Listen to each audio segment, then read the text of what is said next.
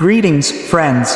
Russia not only landed a Flamingo missile, but also dismantled it right before the eyes of the world. Before we begin, I'd like to sincerely ask you to subscribe to the channel. By subscribing, you help develop the channel. Today, the world holds its breath. Russia has accomplished what was recently considered impossible. It didn't just shoot down a Western Flamingo guided missile, it landed it and dismantled it right before the eyes of the world. This event is already being called a technological revolution. No one expected Moscow to dare such a thing, or, more importantly, to be able to do it. It all began a few days ago. In the area of the Black Sea coast, where foreign intelligence activity has recently increased exponentially, Russian electronic warfare systems detected an unauthorized object. According to sources, it was a state-of-the-art Western-made cruise missile, modified for reconnaissance missions. Its call sign is Flamingo.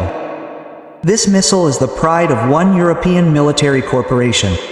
It featured the latest navigation and data transmission security technologies. It was considered undetectable. But this time, everything went wrong. The Russian systems didn't shoot down the target. They locked onto it. The operation lasted only a few minutes. Electronic forces employed a new radio jamming system, which disrupted the Flamingo's navigation, causing it to lose contact with the satellite. Then a ground-based interception system took over. The system infiltrated the control channel and rewrote the commands. The missile, which had recently been flying toward its coordinates, suddenly changed course. A few minutes later, it smoothly descended and landed on Russian territory intact, without explosion or damage. This moment was a shock to the West, as until then, it had been believed that the Flamingo was impossible to take under control. Its electronic architecture is protected by multi-layered encryption and self-destruction upon tampering. But Russian engineers achieved the impossible. They bypassed the defenses. A few hours later, photographs appeared online. The charred but intact missile body lies on a concrete pad. Specialists in protective suits surround it. It was later revealed that the Flamingo had been taken to a research site for dissection. And that's where things got interesting. Moscow didn't keep quiet. Footage of the missile body being opened was shown at a special briefing. Before journalists' eyes, specialists carefully removed panels, modules, memory modules, and microchips. According to a Defense Ministry spokesperson, components were found inside the missile that directly point to the involvement of Western intelligence agencies. What was previously described as military aid to Kyiv now appears to be direct interference. Communication modules operating on secure channels used by NATO systems were found inside the Flamingo. This means the missile was controlled not from Ukrainian territory, but directly from a European center. The key phrase was uttered at the briefing. Now we have evidence of who is really directing this war. At that moment, the world froze. This wasn't just a revelation, it was a diplomatic blow. Moscow had revealed technologies once considered inviolable, now in its hands. Western media tried to play down the situation, claiming the missile had accidentally changed course. But how could navigation be intercepted, communications channels cut off, and a soft landing performed without damage be accidental? Even Western experts acknowledged that such a thing had never happened in history. Russia hadn't simply landed a missile. It had demonstrated its ability to snag enemy weapons midair, as if on a hook. This was a new level of warfare, a technology war, where the winner isn't the one with the most weapons, but the one with the smartest engineers. After opening the data, specialists found what could become the sensation of the decade, a memory block containing encrypted flight data. If Russian cryptographers succeed in deciphering it, the world will learn who gave the commands, what the intended targets were, and who exactly was behind the attack. Commenting on the incident, Belousov said briefly, "This was a test for our systems. We passed it." Quote, "These words sound like a warning. Now Russia has demonstrated that it can do more than simply defend itself. It can also seize the most advanced Western weapons, turning the threat into a source of intelligence. Many analysts are confident this incident will force NATO to rethink its entire weapons defense system. After all, if the Flamingo was intercepted, then other missiles, from Storm Shadows to Tomahawks, are also at risk. Most importantly, this incident has damaged the West's reputation, as all talk of high-tech superiority has collapsed. Before the eyes of the entire world, Russia has exposed not just a missile, but the myth of the inviolability of Western engineering. Kyiv tried to turn the situation into a joke, but even local bloggers are writing, if Russia has learned to land missiles, then there will be no chance of maintaining an air superiority. Experts are already calling this episode an electronic Stalingrad, the moment when the technological war turned the other way. What will happen next? Apparently, Russia has no intention of stopping. The Ministry of Defense announced that from now on, every missile entering a jammed zone will be considered a potential source of intelligence. In other words, the enemy is no longer simply losing weapons, they're supplying Russia with technology. The next day, a short video appeared online.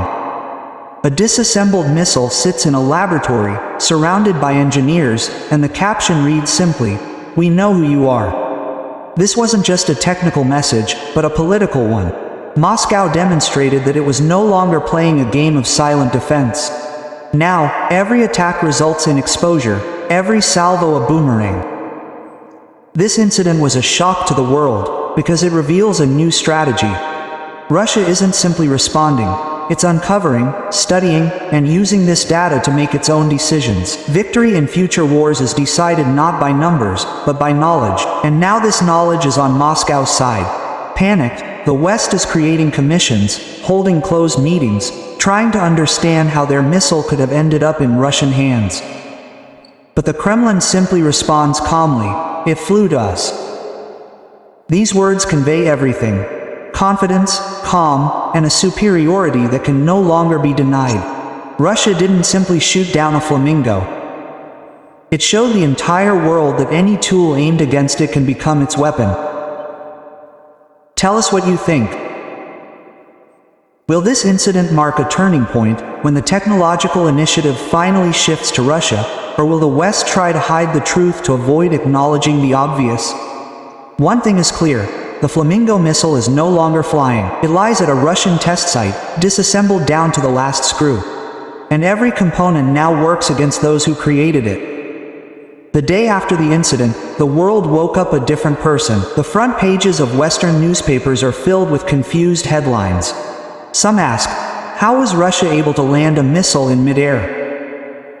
Others write with alarm, what is safe now, if even guided weapons can switch sides? But no one is saying the main thing. This was no accident, it was a demonstration. Moscow hasn't simply demonstrated its ability to intercept foreign missiles. It's demonstrated its ability to rewrite the logic of war itself. Now that Russia can intercept and reverse engineer Western technology, the entire concept of military aid to Ukraine is meaningless. After all, every new model, every missile, every drone is now a potential source of information for Russian engineers. If the West once proudly proclaimed, "We're arming Kyiv with the most modern weapons," these words now sound like an admission of stupidity, because everything they send ultimately ends up in the hands of those against whom these weapons were created. At Russian test sites, engineers are already analyzing the Flamingo's navigation system, microchip blocks, security algorithms, and communication circuits. And all of this is now material for new developments. Moscow is receiving something that can't be bought at any price: enemy knowledge. According to sources, the decryption of flight data has already begun. Specialists at the Institute of Radio Engineering and Control Systems are working on memory blocks removed from the missile. And if they succeed in fully reconstructing the crew's routes, it will be a diplomatic blow of incredible power. After all, then Russia will be able to show the world exactly where the weapon was controlled. Nervous whispers in NATO corridors are already swirling about whether Moscow should broadcast the coordinates live. Ironically, the West's fear of public embarrassment has now become stronger than its fear of the weapon itself. Meanwhile, on Russian military forums, the story has already become legendary. Users joke that the Flamingo missile flew over to the Russian side, just as pilots once crossed the front line with their hands raised. But every joke has truth, because Russia is now truly capable of snatching enemy weapons right out of the sky. The Pentagon is urgently convening engineers to review security protocols. But experts acknowledge that if Russia has managed to crack the Flamingo code, then any other Western missile could be vulnerable. This story has dealt not only a blow to military pride but also to business. Shares of the missile manufacturer have plummeted. Investors demand explanations, politicians demand reports, and Moscow merely watches calmly as panic grips those who only yesterday laughed at its outdated technologies. And it is precisely this calm that is now the main factor of strength. As the Flamingo rocket lay on the autopsy stand, the operators turned on the cameras.